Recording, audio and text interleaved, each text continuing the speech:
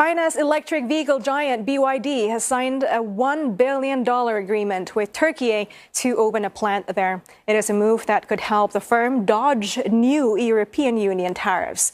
The facility will have an annual capacity of 150,000 vehicles, and it is expected to start production at the end of 2026.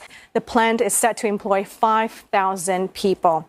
And it comes after the EU slapped additional provisional tariffs of up to 38% on Chinese EVs after the bloc found that China's state subsidies were unfairly undercutting European rivals.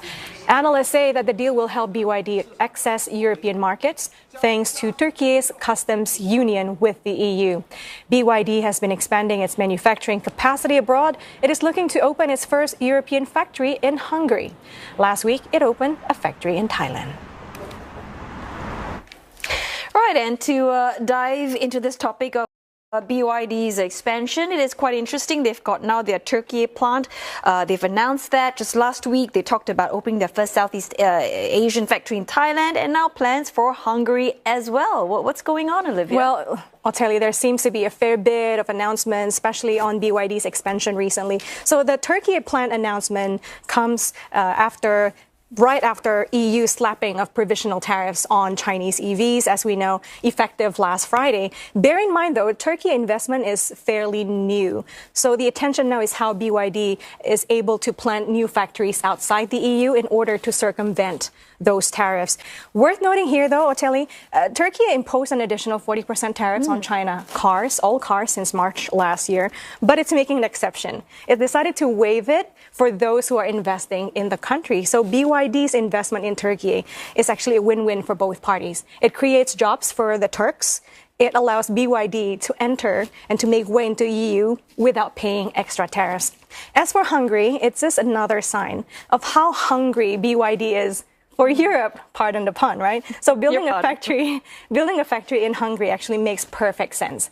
Last December, BYD announced its plan to create a plant in Hungary. It's first in Europe, but it's also saying it's thinking of building a second one in Europe next year sometime. So it came just 2 months after the European Union launched an anti-dumping probe on Chinese EVs. As for Thailand, BYD's announced the plan of building a factory 2 years ago, and it will also import and export some productions. About 150K cars annually, it will be exported to other Southeast Asian markets. Yeah, so they have all these grand expansion plans. I want to talk about that Turkey plant. It will reportedly involve an investment of $1 billion. I guess the question is, are BYD's pockets deep enough to fund them?